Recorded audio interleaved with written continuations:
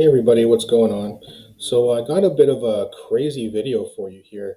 I was just watching the Jimmy Dore show a little bit before I started making videos today, and I saw something about apparently the CDC has said that if you are, let's just say if you have the V word, then you're more likely to get sick from this new variant. Now, that's wild. I'm not laughing at people potentially getting sick, but that's just craziness. So I want to just play a little bit of this here, just to I believe it's Dr. John Campbell who Jimmy Dore is showing here. So we're gonna have a little bit of a look at this, and then we're also gonna show you a clip of what Joe Biden has recently said, even though this news has recently broke. So strap yourselves in, guys. This is gonna be a little bit of a wild one. And all right, here we go. Do you think it's possible that if you're vaccinated, you're more likely to get infected with COVID? Do you think that's possible, that if you get vaccinated, it's actually more likely? Do you think that's possible? Let's hear what Dr. John Campbell says and the CDC actually says. To today's talk. It's Tuesday, the 29th of August. We'll be hearing from the President of the United States in a minute about his thinking of everyone. So this news broke in August, right? And we're almost 2 weeks out of August, so this has been known for a while now. So yeah, still don't hear much about it though on mainstream media, do you? Everyone in the United States, it looks like he wants to get a new vaccine, additional COVID vaccine in autumn. But we'll get it from his own mouth in a minute. And also, I've been getting lots of questions on the new variant that seems to be emerging. And the CDC have said that people who could get this variant are actually more likely to get it if they've been vaccinated. So we're in a situation now where vaccination, according to the CDC, is increasing the likelihood of infection. Quite incredible. If you don't think those two things add up very well, then stick with it. Let's look at what's going on here first of all. This is the risk assessment summary about the new variant from the Centers for Disease Control. Now, the new variant under consideration is called BA.2.86. Now, the fact it's a BA tells us it's an Omicron derivative.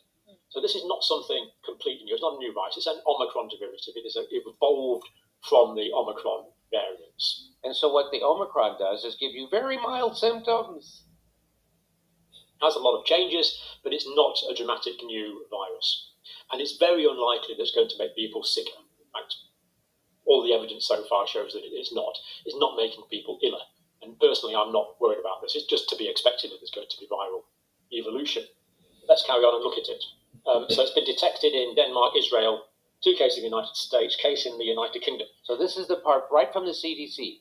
This is it. It's maybe more capable of causing infection. It's literally on their website. You can see Dr. John Campbell, who is on their website right now. Yeah, they're just blatantly admitting it, and you're still going to have people who go and get the jab again for the 10th time.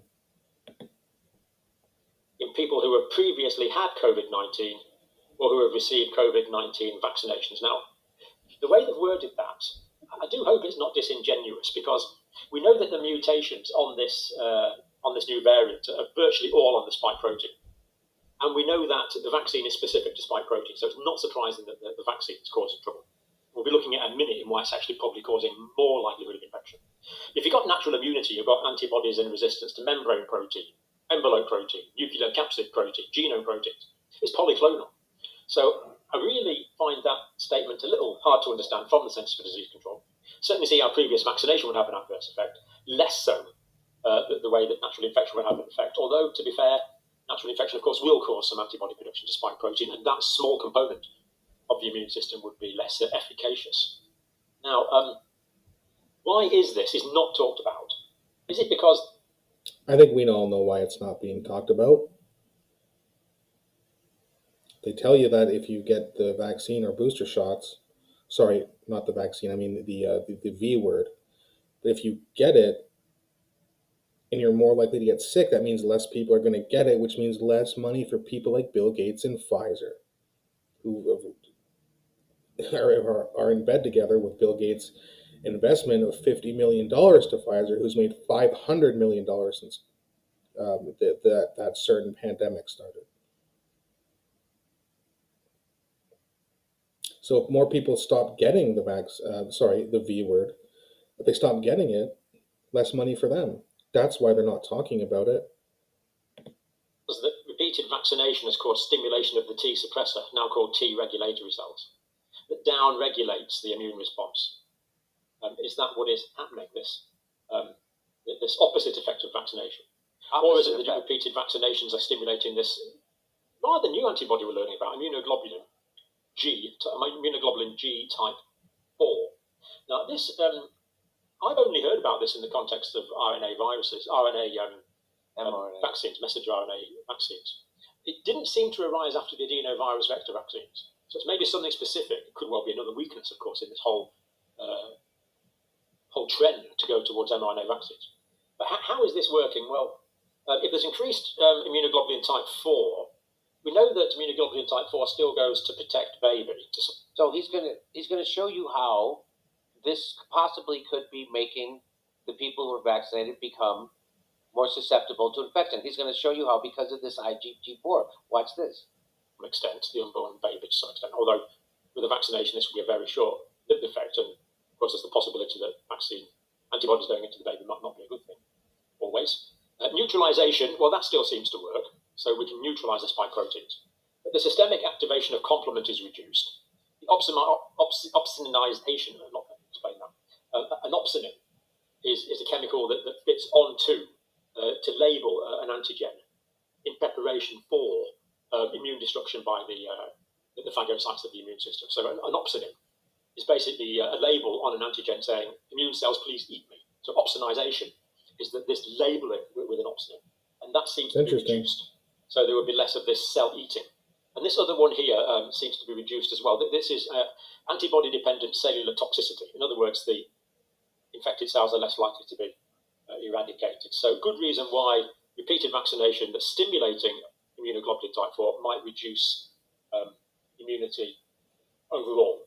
So it does make scientific sense that this could be happening as a product of an unanticipated consequence, I would say, of the... Okay, so I didn't want to play too much of that. I don't want to bore you guys, and it's a pretty complicated explanation, but I'm glad he broke it down for us there. Now, the next clip I want to show you is a clip of Joe Biden on his advice as to what you should do.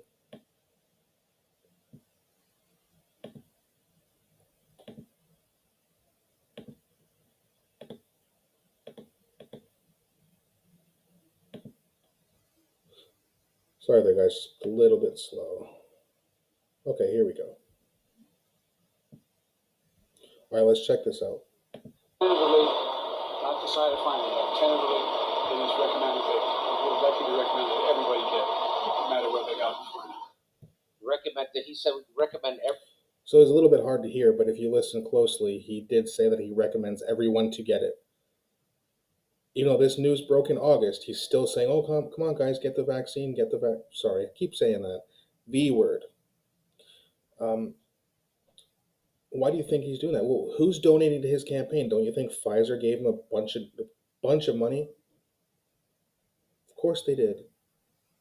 And we all know that these bullshit corporate politicians only do what their donors want.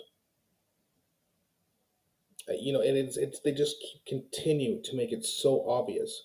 And you can say all you want about Donald Trump. I'm not saying he was the greatest president. He certainly wasn't.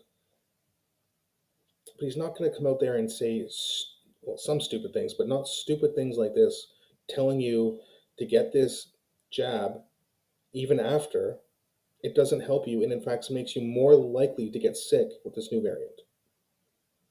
Guys, I'm telling you, this was never about health. It was never about public safety.